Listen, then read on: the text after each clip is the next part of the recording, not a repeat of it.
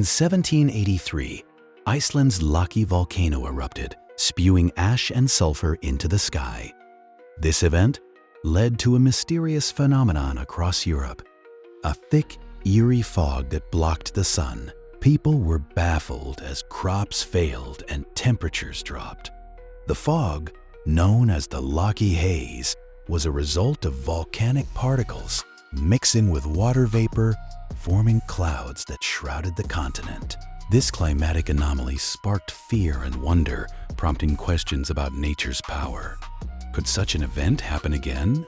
The Laki eruption's impact lingered, influencing climate and society for years.